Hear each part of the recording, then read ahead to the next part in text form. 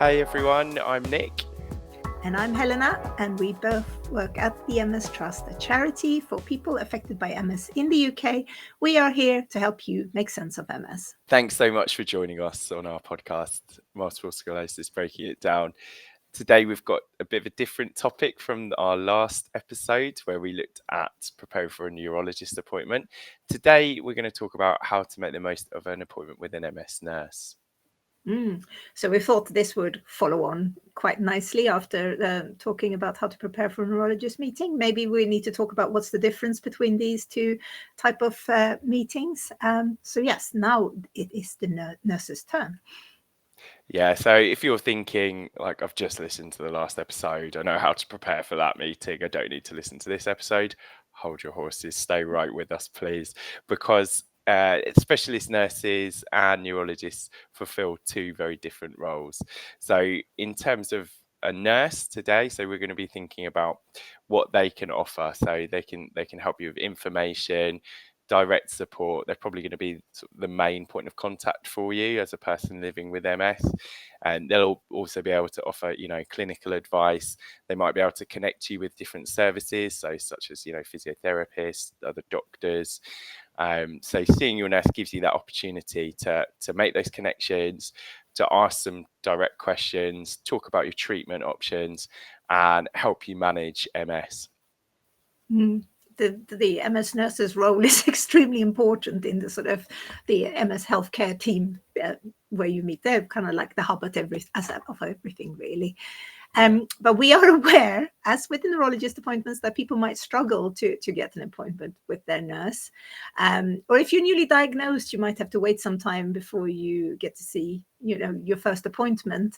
I know, we're talking a lot about how the NHS is struggling now, but I think I was diagnosed back in 2007, and I still had to wait, I think, about 3 months before I got to see my nurse that first time. And you bursting with questions by this, so I think this episode will be really there for you to help you kind of think about what you want to say that first time. But if you're already diagnosed with MS, you might have had MS for years, this is still relevant for you. Yeah, and let's not sugarcoat the situation, Helena. Like, we know the NHS is really facing some huge challenges right now. We know that there are going to be lots of people in the same situation that you're in, of waiting months, if not sometimes 12 months or longer for these appointments. So we know that people are dealing with these issues. So we're aware of that. And hopefully today, not only will you'll get some ideas of sort of what to ask your MS nurse when you do finally get to that appointment time, but also hopefully we'll have some helpful ideas that you can do sort of whilst you're waiting for that appointment and in preparation for that appointment too. And I think also we'll look at the differences between the nurse and the neurologist appointment, and we'll think about, what you should ask your nurse that maybe, you wouldn't ask your neurologist, and vice versa, how you can really connect with that person and build that long-term relationship over the course of your journey too. So important. And I think we got the perfect person that we're chatting with today as well. So it's long-time MS nurse Lou Jarrett. When we were asking our colleagues who should we talk to for this, we want to talk to an MS nurse who's been working for a while. Everyone said Lou, and she's worked as a specialist MS nurse for a long time, but she's also helped us out with training new nurses. So we'll be talking a little bit about that as well. Yeah, and also dropping in later, Helena, we've also got Erica, our colleague from the MS Trust. So she's going to talk to Lou too, and she's going to talk a little bit about what we do at the MS Trust to support MS nurses in the UK and other MS health professionals. But I think first, Helena, we should probably jump in with your interview with Lou. So without any further ado, let's jump in. I am here today with Lou, who is a highly experienced MS nurse who knows all about MS nursing. Before we start, Lou, would you mind just introducing yourself and tell us a little bit about who you are? Oh, yes. Thank you, Helena. And thank you to the MS Trust for asking me to join you today and to talk about MS nursing. So who am I? Well, I've got over 30 5 years, I think it is now, in working in neurology, and predominantly with people with multiple sclerosis. So initially I was a rehabilitation nurse, then I moved into being a spasticity specialist nurse, and then for the last 12 years I've been a MS nurse specialist. And during this time I've also studied, and I've done a PhD looking at my role as a specialist nurse, and I've published, and right now I've repurposed my time from the NHS, and I am now working with or spending some time working with the MS Trust, training new nurses and new healthcare practitioners in MS. So with all of that experience, that's why I'm here today, to talk about what MS nurses do. And it's exciting to have you helping us with the training as well, because obviously all that knowledge that you gathered over the years, it's invaluable. So we're very excited to have you working with us. Oh, good. Thank you. Now, today we're here to talk a little bit about how we can prepare for an MS nurse appointment. And the previous podcast we talked about how to prepare for a neurologist appointment. So my first question is actually, what's the main difference between a nurse appointment and a neurologist appointment? Yeah, and I think that's a really good question, Helena. And I think to do that, though, I think I'm going to go back and let us think about what actually happens when a referral comes in. So very often a GP will refer a person into a neurology department in the NHS asking for a review. And at that point, the person will see a neurologist, and the neurologist is then starting the process of a diagnostic route, really. What is causing that person's symptoms?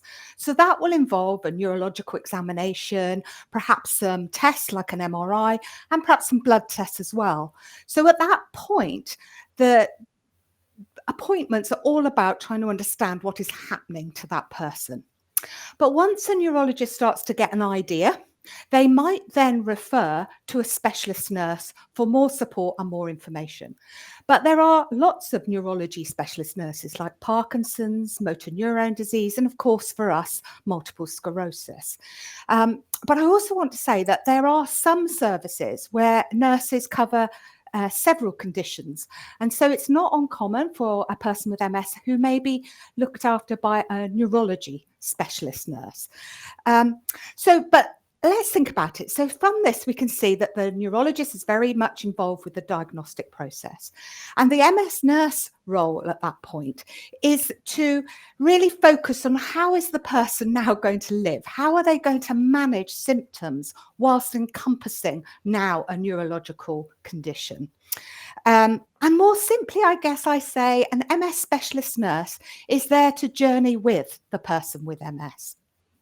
So that's like those initial appointments. But then we get the follow-up appointments. And for a neurologist, they are very much using those appointments to reassess the person's neurology. So maybe doing another neurological examination and tests, etc. And they will then make recommendations. And that might be to do with some rehabilitation strategies, or it might be to do with medication. So an MS nurse follow-up will look at those recommendations with the person with MS and think about, again, how can they be best incorporated into the person's lifestyle? And also they will be assessing the person's symptoms, because sometimes neurologists might not pick up some things and sometimes the nurses might not pick up things. So it's very much a joint effort, really. And the MS nurse is very much a link between the neurologist, but also the community teams and the GP. So I think if we really now just look really at the MS nurse specialist role, I think the ongoing appointments are really important. And that's mainly because people change. We all change as time goes on. And how we want to manage our MS might change. And also, dare I say it, but we all age. And so, ongoing conversations with your MS nurse about the way you want to live your life over time is also important. And, and sometimes it's where you are in your life's journey with MS. And I often think about, and I know our team get very excited because sometimes these events are very positive. For instance, we really get excited when we're welcoming in a new life to a person with MS and they have a baby. And that's particularly exciting if it's been quite a difficult process, timing their disease modifying therapy and their treatments. So it's as I say, we're journeying with people. But in addition, how MS symptoms affect a person's life is really unpredictable. We all know that with MS, it's very unpredictable. So again, reviewing your management strategies over time can be helpful. MS nurses have been described as experts in MS, conductors of care, being able to signpost individuals, and we do all that. But I think there's something also much more about being with people and being available to those people to discuss things. As I practice, we're always aiming to build trusting relationships to enable a person with MS to make choices about how they live their lives, not how we want them to live their lives. And I think I'm smiling at this point because I know often it seems, or it's actually been said, that nurses just chat with patients. And I always bristle a little bit because we do more than chatting. And at the recent development module, we discussed that MS specialist nurses don't just chat with people. But what do we do? And we came up with this list that I thought I'd share with you. We listen, we assess, we measure, we review, we educate, we advise, we monitor, and we support. And I think when we looked at that list, we really thought it's no wonder we can feel rushed sometimes because the MS nurse's role is pretty multifaceted, really.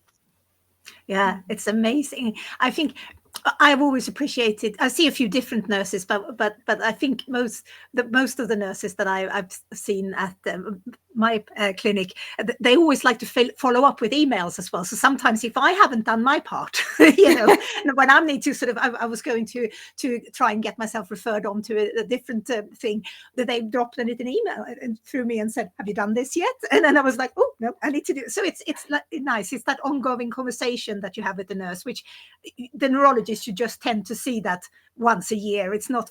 I've never had that kind of ongoing conversation with the neurologist as I do with the nurse, and I think that's a good way of putting it. Yeah. So a lot of people that listen to this podcast are completely new to MS. They might be in the process of getting diagnosed, and we've seen so many people recently on social media that are just asking, "I'm seeing the MS nurse for the first time. What do I need to do? How can I prepare for this?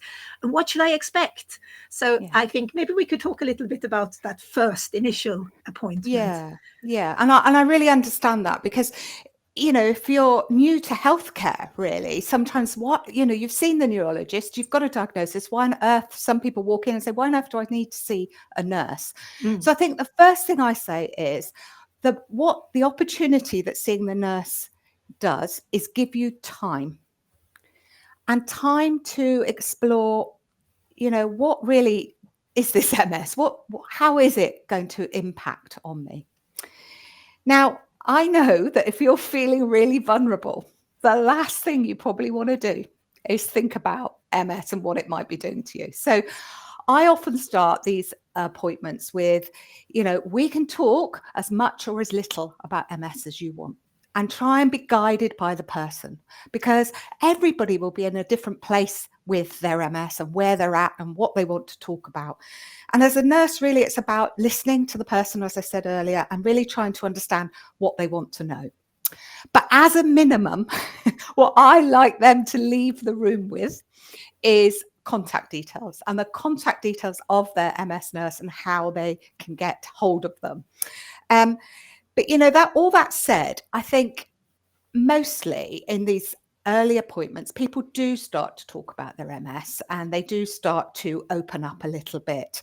And I think importantly, MS nurses have knowledge and expertise, and we can unpick any questions that you're thinking about, or maybe the neurologist said something that doesn't quite add up, or you don't understand what they were meaning. So it's a real time to try to unpick anything that isn't quite making sense to you. How can people prepare for these meetings? Because it's quite, there's a lot of things. And like you say, there might be a lot of emotions that you might not want to talk. You might want to say everything, how can we, because it's a very limited time. I don't know, how long is it normally a first appointment? Yeah. Now, this is when I don't really, I have to be careful, because I know sometimes people are very restricted by the time that they can have. So I'm going to say this is the appointment that I say to nurses, give the most time to, because it's probably the most important one to start building relationships. And it can't really be done in 10 minutes or half an hour. I think when we're thinking about what we're aiming to do, it's about being supportive and educational, and that the person knows the next step in their treatment and, as I said, the contact details. So, but how can they prepare? What I really love is when people come in with a list. Yeah, they've come in with a list of questions or things that have just not made sense. And I don't know any other nurse that, doesn't mind somebody coming in with a list. And, even I think when you then leave, we know that we've tried to answer the questions that really matter to you. So it can just make the whole thing feel successful, really. But, I think I was listening to Dr. Strakina's podcast too on preparing for a neurology appointment. And she mentions about thinking about whether you want to take somebody with you. And I think that's really good advice, because you might want somebody to just share that experience with you, but also to listen and perhaps remind you of what was said. I do know there's some restrictions still in some hospitals about how many people can visit, so it might be worth checking. So if you do end up on your own, you can always ask if you can record the session so you can listen to it later. Or I know I've got a reputation for writing very long letters, but that's because I'm trying to summarize what we've talked about. And also then hopefully it becomes an education tool for the person in the longer term. So I think preparing is all about, it's an appointment for you as well as it is for the MS nurse getting to know you. That's really good way of looking at it. I think when I was first diagnosed, I had to wait quite a few months before I got to see my MS nurse. And I do remember speaking to her on the phone, and she said, every time you get a question, carry around a pen and paper with you. And even if you're standing in Tesco or whatever, write it down. And then you bring that whole list to me when I see you. And that's what I did. And I don't know if she regretted saying that to me, because it was a long list by that time, but it did help. Yeah, no. Yeah. Honestly, we do love a list, honestly. That's good. Are there any questions that you can't answer? I really like that question. So I think I wouldn't want a person with MS to feel restricted in asking any question, because no question is a stupid question if it's something you want to know. So I really encourage people to ask their questions. But just a little caveat there is that the MS nurse may say to you, I don't know. I don't know the answer to that, but I will find out for you. And I'm certainly, when I'm sort of teaching new nurses, I say it's so important to be honest, because you're trying to build a rapport with a person that you are going to be working with for perhaps many years. And so trust is really important, and honesty is the basis of trust. So yes, please ask any question, but be aware that, it might be that the person's going to say, no, I don't know, but I'll find out and get back to you. So as we know, the NHS is struggling a little bit at the moment. Well, it's on the news all the time, isn't it? And because the waiting list to see a health professional is so long, where can you turn to with questions while you wait? Yeah. And, I just want to reassure people that we are very conscious about the waiting lists, and there is a lot of work going on within the NHS to address those. However, I'm not sure really focusing on them helps us. And I know the government and the media are constantly talking about waiting lists, but for me, I think they just provoke anxiety sometimes. Yeah. And what I worry about then is that people with MS think, oh, the services are so busy, I won't contact them. I won't ask for help. And that's really not what we want. So I think the key thing for a person with MS is to know how their MS nurse service works and how to contact them. So most MS nurse services will have appointments that we're used to, like face-to-face or virtual on the video, or they might do a telephone appointment. But in addition, they also have an advice line where you can leave a message and say, oh, could somebody chat to me about this? And the nurses will get back to you. And I think that's a really valuable way of just keeping in contact with your MS nurse. And I think one plea from the MS nurses around, I know, is that if you do leave a message, can you just highlight a little bit about what you're leaving a message for? And in particular, if you're feeling like you're having an increase in symptoms that might be a relapse, then say that. Or if you think you're reacting to some medication, then let us know that. Because I think it's really important when we're trying to triage the calls to know a little bit about what each person is wanting us for. And I think also to say that we work really closely with the community teams, GPs, community rehab teams, physios, OTs, district nurses. So sometimes it might be that we facilitate somebody else to help you with your question that perhaps be more suitable. But all that said, MS services in the NHS cannot do all this work on their own, and support of charities like the MS Trust is invaluable. And they provide advice lines, podcasts like this, and written information. So sometimes answers to people's questions come from outside of the healthcare arena. Yeah. I think that's so important, and you really hit the head on the nail there. I think I'm guilty of that. So, sometimes you feel like I should maybe let the MS nurse know about this, or I should call my GP, but they're so busy. Maybe I shouldn't. And you sort of have the whole conversation in your head with someone, and then you kind of convince yourself that but actually you should probably do. Yeah, brilliant. Because sometimes the conversations are really short. Yeah, they're not long, but. Yeah, then you can get on with your life, and that's cool. No, definitely. I think there's been a few cases where I've just I just have a question, dropped an email, and then got it back and said, I don't think you need to worry about this, but do this in case you do need to, if there are any issues. And then that's calmed me down, and then it's like, okay, good. And that was, so definitely don't. Yeah, I think it's really important not to be too scared about all the media hype around it. So we asked this to Dr. Agnew when we asked her as well. But how can you stay as healthy as possible while you're waiting for an appointment? Yeah, I think staying healthy, and what I should be saying right now is what we all should be doing, isn't it? Is good, doing exercise, good diet, don't smoke, only drink within acceptable limits. But my response to staying healthy is we need to think about long-term sustainability. We don't want to have short-term gains. And individuals with MS may need to work towards goals. And I think it depends where you are in your MS journey, if I'm really honest. For instance, if you're a really heavy smoker and you've just got diagnosed with MS, this is one of the most stressful possible periods of your life. Yeah. And then a very well-meaning MS nurse comes along and says, you need to give up smoking. It's probably not going to be the best way to start a relationship or going to have lasting effects. No. So my approach is, yes, I have to share that with the person, that smoking is not a good idea. However, what I often do is say, look, can we come back to this at a later date when you might be in a better position to think about how can you give up smoking? Because my aim, again, is about being honest, but it's about working in partnership and developing that trust and layering and tailoring education as we go along. I think in healthcare, we've kind of developed this, what I call an urgent expectation that everything's got to be done now. It's got to be done immediately or even yesterday. And sometimes it doesn't help us. It doesn't help us make achievable aims or goals or achieve things. And I think if we really are trying to have longer term benefits, and we're trying to change deep-rooted habits, sometimes we need to take time and just not rush at it, I think is my Yeah.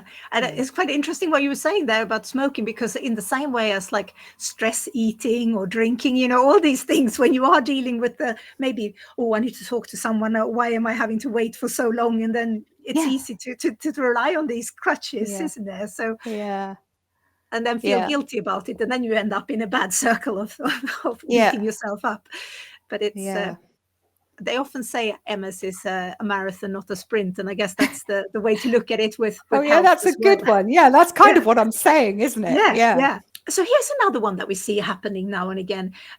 People who might not have seen an MS nurse for a long time, maybe sort of one reason or another. I mean, sometimes you fall out of the system, sometimes you move, sometimes you've been so well that you haven't felt like, no, I'm not going to bother and whatnot. But if you listen to this and you haven't actually seen your MS nurse, or you don't even know where to find an MS nurse, should you try to get an appointment? Of course, I'm going to say yes to that one because I really value what MS nurses do.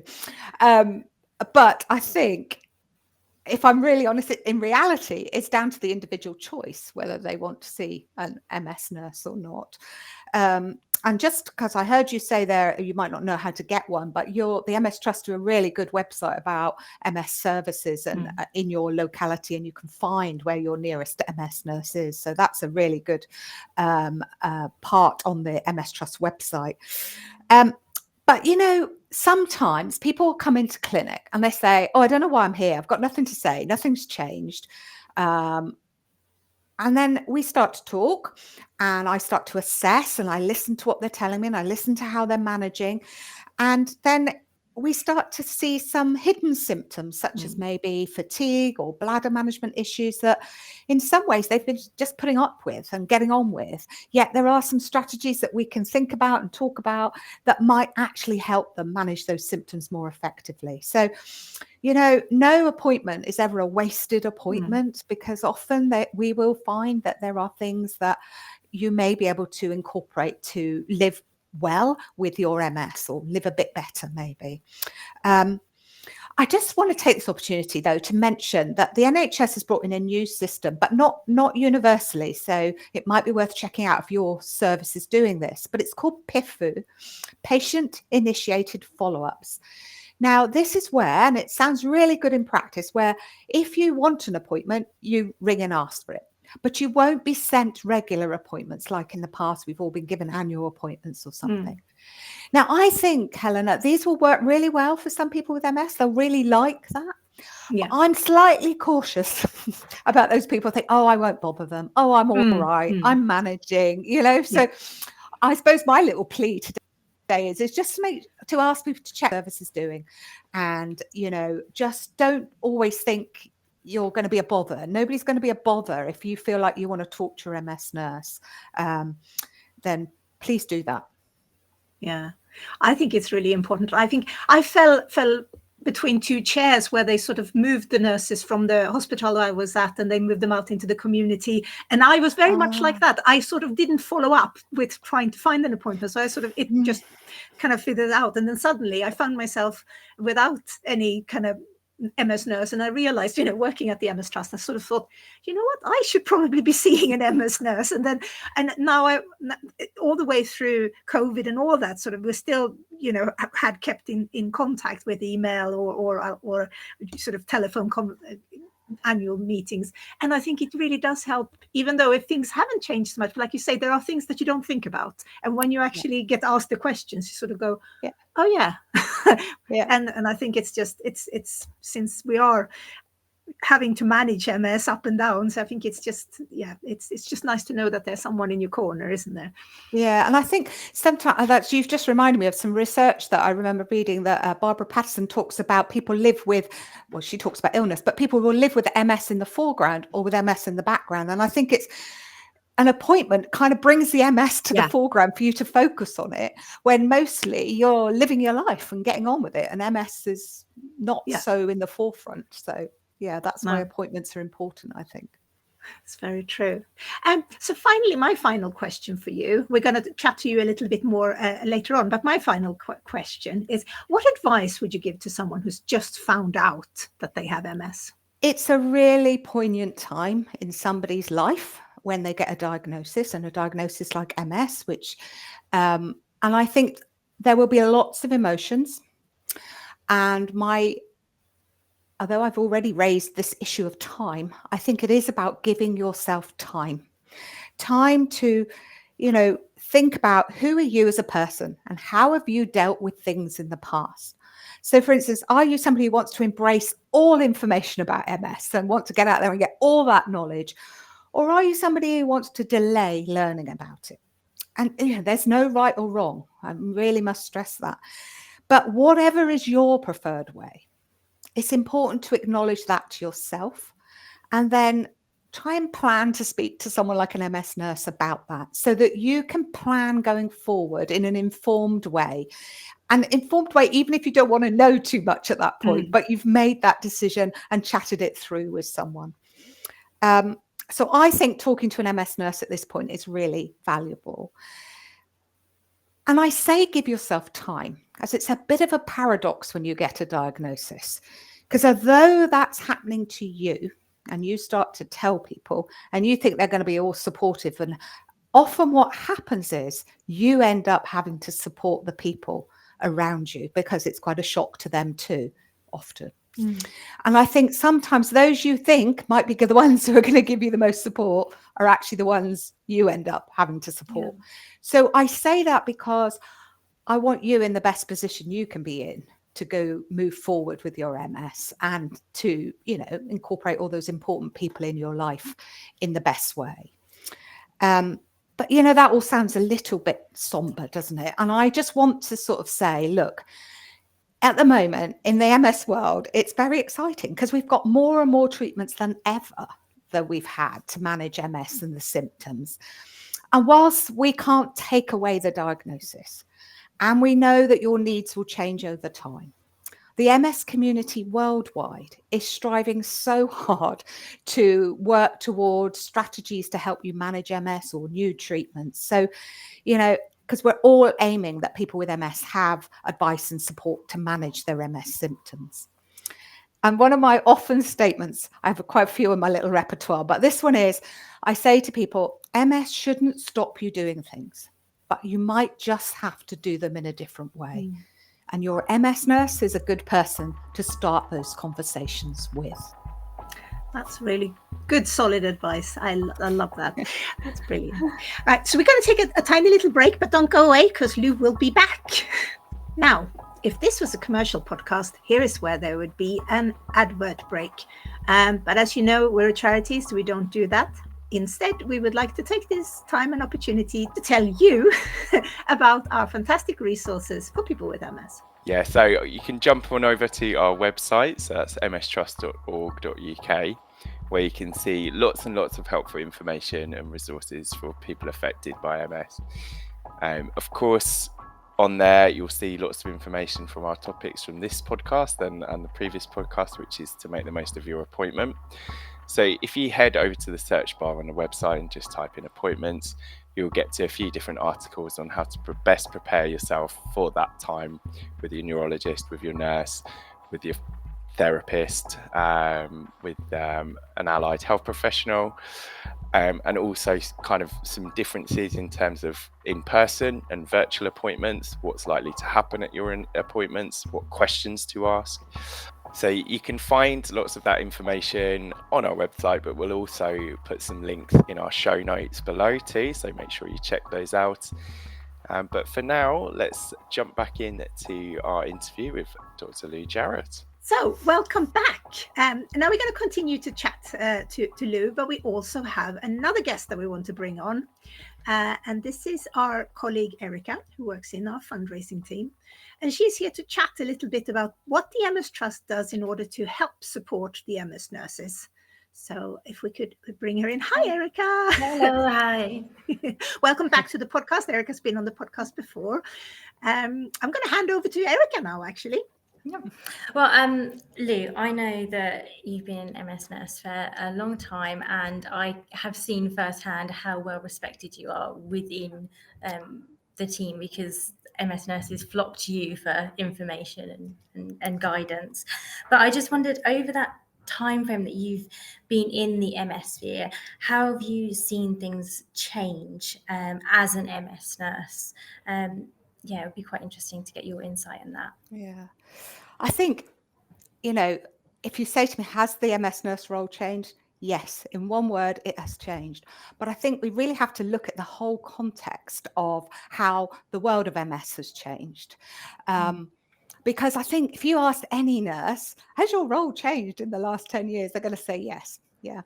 But I think the world of MS has changed exponentially over the last 5-10 years with new treatments and just how we understand what MS is, how we could manage it with rehabilitation strategies, but also with the different drugs that are now available.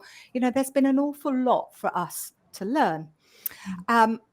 And I think for every sort of, as all of our knowledge has grown, the MS practitioner, whether a doctor, a nurse, or an allied health professional, has had to flex and try and think, how can I bring all this information into my practice? How can I develop my MS services to incorporate all of this? And I think sometimes that's a real challenge. And I think certainly when you're deep in clinical practice and you're trying to keep your service above, your head above water in your service, it can feel really quite overwhelming at times. But the MS Trust has been. How do we come into play here? How have you seen what we do support you in what? Yeah, and I think you've been unwavering over the years in your efforts to support nurses and how they work. But you too have had to flex and change how you've worked. And I think over the years, I've seen that you've run training days. Then there was the Generating Evidence in MS project, the GEMS project. Then the Forward View document. And then now we're doing lots of healthcare programs. So all of that has been really timely over the years and really vital to helping us do our work in the NHS. But you know what? There's also been 3 constants, and I just want to put a call out for these because these are also really invaluable. So firstly is the MS Annual Trust Conference. It's a 2 to 3 day packed program where practitioners can go and update their knowledge and skills. And, that's such a short time frame. So if I'm an NHS manager granting study leave, that's a really cost-effective way of sending my staff away so that I've got a skilled and knowledgeable workforce. So that's really important. I think the second thing I'd raise is the development module for new MS practitioners. This week-long course with an assignment at the end really is tailored towards practitioners in the first few years of working with MS.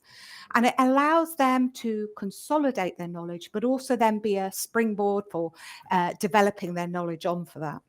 And, I remember 12 years ago, I did the course and I did the assignment. I remember it well. But even though I'd been working in the field of MS with spasticity management, that course was really invaluable to me to just consolidate my knowledge and so that I could move forward as an MS nurse. So this ongoing development of new practitioners is providing MS services with an ongoing succession of MS expertise. And that's really, really important and wouldn't necessarily get if you were just in the NHS. So it's really important, I think, for the future landscape of MS care. It's so lovely to hear you talk about that. Oh, is it? But the third thing you do really well is your ongoing provision of up-to-date information for people with MS. So it's not just us. And I think, in the world today, we're surrounded, aren't we, by information, but it's really hard to know sometimes what to believe and what not to believe. And I think as a nurse or a healthcare professional, being able to direct people to charities that you respect to know that the knowledge that they're going to get there has been evidence-based and it's researched and that they're going to get compassionate support is really vital for us when we're saying, no, you can contact the MS Trust. They're there for you is really important. So I think the MS Trust really continues to be dynamic and change and adapt. And that allows us as practitioners to work really well and be as effective as we can be. So it's a real partnership. Oh, it's so lovely to talk about that. I mean, I feel really proud of what we do. The development module we've been running for a long time, and it's just invaluable to see the knowledge building up from early days of just how important it is. Knowledge is so key. I think that's one thing I've always brought in with the MS Trust. I can see it everywhere, that knowledge is so invaluable, but we're listening to people with MS and we're listening to the health professionals. We're trying to be the ones in the middle where we're trying to support both sides. And yeah, it's really, really lovely to hear you talk about it in such a strong way, because we're very proud of our accredited training. It's all university accredited. It's a very sort of gold standard level of training. So yes, we are very, very proud. And knowing that it's valuable and it's really impacting people with MS in such a proactive way is, yeah, it makes it all the hard work worthwhile. So definitely really, really good. I know that you have an interesting journey, because you, I understand, had an early bursary from the MS Trust as well. So it'd be lovely to hear how it sort of started for you, and then how you've now come around and supporting us with our development module, which is that training for new MS nurses. Yeah. Well, I feel really privileged that the MS Trust has, provided me with a ongoing development over the last 30 years. That you guys have been around, I've been there too, and I've been involved in the initiatives that I mentioned before. In particular, the GEMS, the Generating Evidence in MS services. And so the service I was in, I went from 1 nurse to 2 and a bit nurses and an MS coordinator, because we learned the skills to collect data that we were then able to present to managers. So that was really vital and important, and suited the caseload much better. So people with MS were getting better services as well. But yeah, you mentioned the education bursary. It's way back in 2006 now. But it was really a critical time for me. I was coming to the end of my PhD, but struggling to write it up. And I looked at my role as a spasticity nurse specialist. And the bursary allowed me to work part-time in the NHS and to finish and write up my PhD. So since then, the skills that I've learned through that, I've used in research, but I've also used it for publications. And now, of course, I'm using it with the development module and marking the assignments. But all that sort of knowledge and skill has sort of led me to this point. So I feel really fortunate that I'm able to give back to MS practitioners, but via the MS Trust. So that's really great for me. I mean, it's lovely to hear the impact, because we realistically, the bursaries and all of the training, so much of it comes from our fundraisers, and it's just everyday people who are doing amazing things for us and just putting their hard-earned cash towards all of this. So it really, really shows how it can impact over a long period of time. You can train for one day, but actually how many people you affect, and it's also that ongoing knowledge. Like you said, the whole scene of MS has changed so much. So using our DMD tools and everything that we've got there, we've had to learn as we go and keep up to date, but then we're able to keep the nurses up to date as well. And so that sort of checking in with your MS nurse that you were talking about with Helena, I think is so vital, because there might be that latest bit of knowledge that they've just been imparted with, and that you might not have seen or not be aware of, because there's so much research. It's incredible. And to be able to get that just from like a snippet of a little conversation with someone who has been given all the knowledge, I think it's so invaluable, just every now and then just checking in, I suppose, just to see if there's an update. And of course, MS changes for people every day, as you've said. So yeah, that's always really, really valuable. And it was interesting hearing you talk about the teams there around the MS nurse, because what we've seen is that we're getting other professionals join our development module and training courses. So it's interesting to see how it's not just MS nurses. I just wondered if you could sort of touch on that point at all there. Yeah, I think that's really exciting, because if we think about supporting a person with MS, their needs can be very varied, and often we need lots of different disciplines. So the doctor, the nurse, the physio, OT, speech and language, that I could go on, psychologists, there's lots of people involved. So I think training together makes sense. And I think, often, if we're training together, we're understanding the nuances of working in a team and what each does. And that, I think, then enables us to engage better in practice. And then I think it fosters interdisciplinary respect, understanding. And most of all, I think it allows us to move forward, developing MS-specific knowledge that has got different aspects from different disciplines that come together to make that knowledge. And that's really powerful, I think. Yeah. So, Fanny, I just was wondering about if you could discuss the impact on MS services and having the opportunity of training via the MS Trust, how it sort of helps to develop individuals into the highly skilled practitioners that we are seeing being put back into the NHS. Yeah.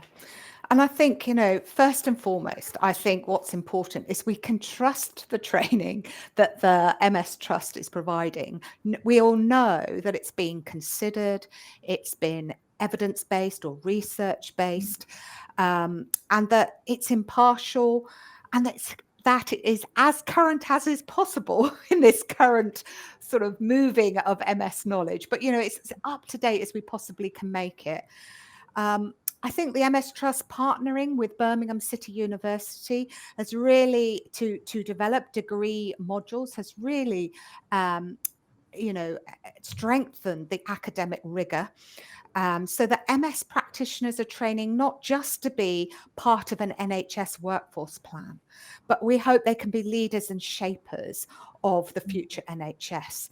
Now, why is that important? It's important because we need to keep MS at the forefront of neurology services and at the forefront of what is going on in the NHS. So I think that's really important.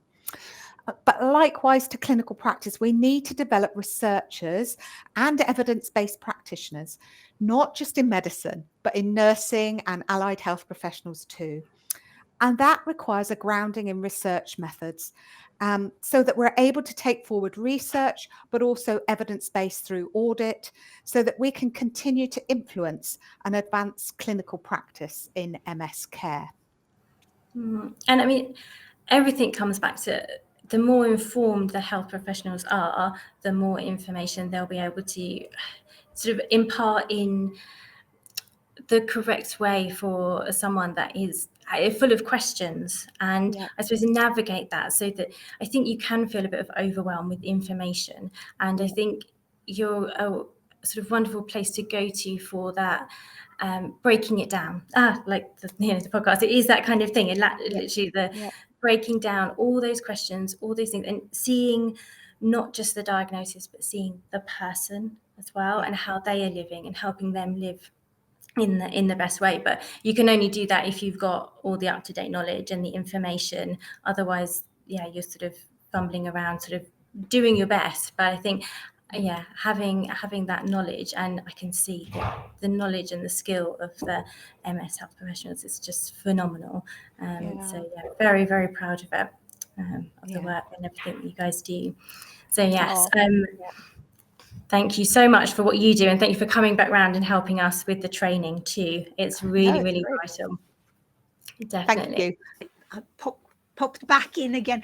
I loved listening to you talk about that. It's so much passionate. I love anybody who talks passionate about their work, and it just goes to show like how important educating the nurses is for people with MS, because ultimately we as people with MS want our nurses to know what's going on and have the sort of the latest knowledge and know about the research and anything that's changed. So I think it's so important.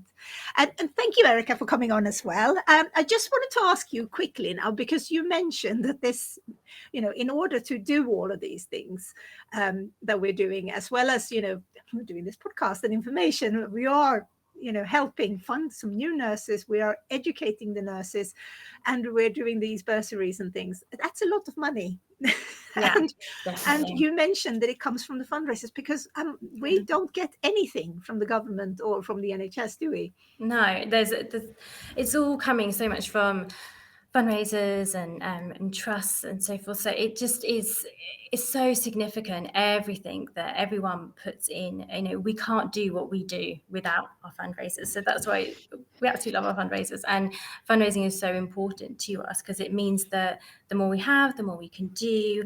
And being able to put something on like the annual conference and have the development modules where we can really have that high quality, heavily researched, as Lou was saying, it's all evidence-based, it's all down to research, and it is all accredited, and it's all down to our fundraisers. So our Christmas appeal that's coming up from the 28th of November through to the 5th of December, it's just 1 week only. We have this exciting opportunity with the Big Give, which is their Christmas challenge, and for that 1 week we can double donations, which for a small charity like us makes a big difference. So we have some wonderful pledges that have pledged some money, and we have the Reed Foundation who have given us some money. So we have a pot, and then if people are willing to add their Christmas donation to it, then they can donate and they can unlock that much funding. So in essence, when they give us £10, we can turn it into £20. And the whole premise of the appeal is to try and feed it back into the training of those specialist MS practitioners, and that's the big thing. Our whole premise was to try and keep embedding that knowledge throughout the services that are there within the NHS, but we can't do it without our amazing fundraisers. So yes, from the 28th of November to the 5th of December, you may be hearing quite a bit about it. We will be pushing a lot on the Big Give. We are trying to double the impact that we are making and reach a target. So yes, it'll be very exciting to see if we can get there. We've got 11,000 pledged, so we're looking for 11,000 to match that. Yeah. And then that goes into training quite a few nurses for us. So it's it'll be really, really exciting if people can come on board and really help make a difference. So if you're listening to this podcast and you're thinking, well, the spirit of Christmas and giving, then maybe don't wait to December, but do it now,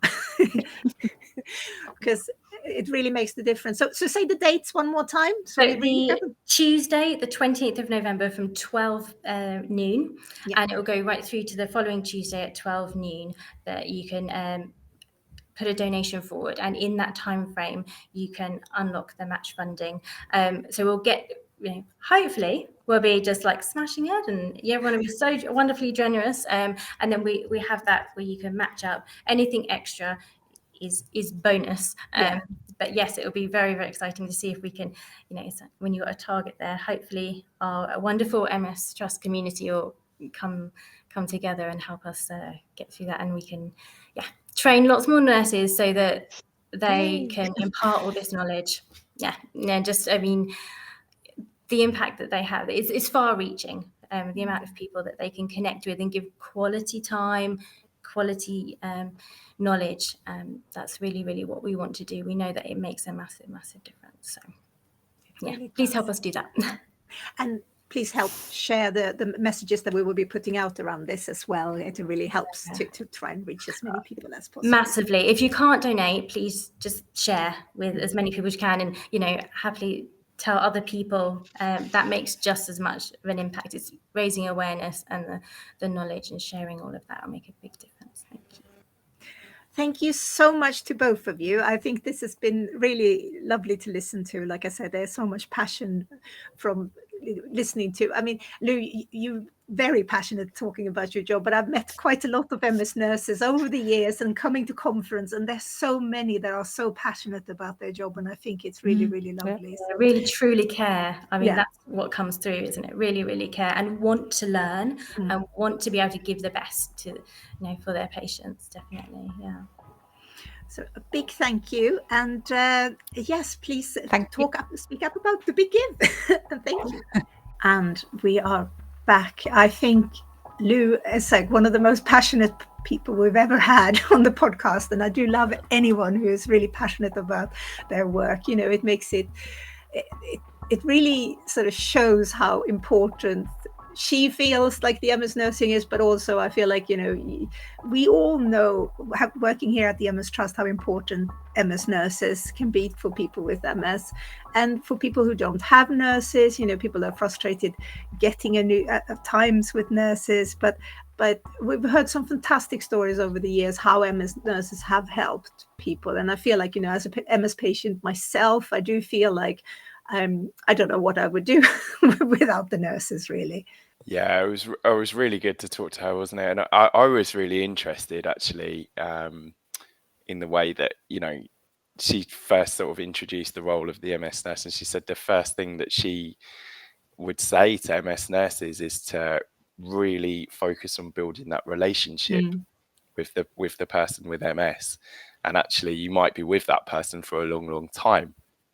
So she said, you know, focus on that first before you get into all the clinical nitty gritty of the appointment. Like, that's the two people, the connection. That's the thing that's going to be a long lasting, helpful situation for both parties. Yeah, I love that, you know, talking about bringing people along, that they were saying about how you bring your children and things like that, because they do follow along the whole journey. And I do remember, like, when I had my first son, I sort of were umming and ahhing whether shall I try and get the babysitter or something coming in. And they were like, no, we want to meet him. Come, bring him along. And I thought, you know, it's just lovely, because you do feel like, yeah, because they want to know how you're doing after, you know, after having a baby. But then it's probably nice for them to see a baby too, even if he was a bit shouty at that first meeting. I thought it was really interesting what Lou was touching on there about almost feeling guilty about contacting someone because you know that they're so busy. But I had an injury to my eye earlier in the year, and when it first happened, I thought it was optic neuritis. So I did sort of contact the nurse, and it was, you know, great just to have somebody sort of chat to me and sort of ask, you know, how is it, what happened, what's going on, how does it feel, and then sort of advise me, and maybe you should go to the optician and they'll have a look. And then I sort of, you know, fed back what was going on. And then in the end, it was not MS related. It was an actual kind of injury to the eye. But it was just great to sort of have someone to be there and support you through that, because it can be scary.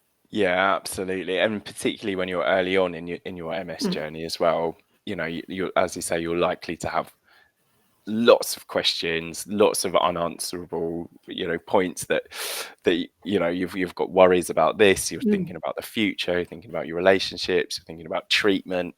So actually having that person that you can go back to, have that relationship with, feel comfortable talking to, you know, whether that is online, over the phone, or in person.